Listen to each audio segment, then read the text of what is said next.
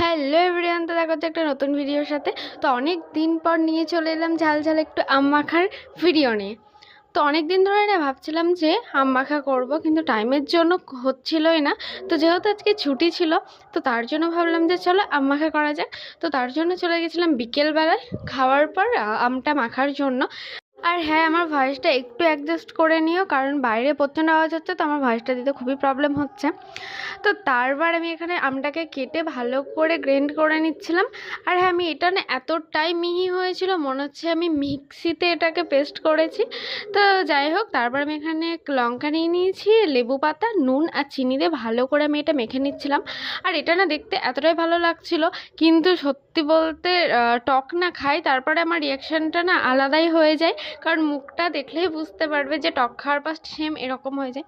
কিন্তু আমের সিজন, আম তো খেতেই হবে, আর বিশেষ করে আম মাখা। তো তারপর না আমি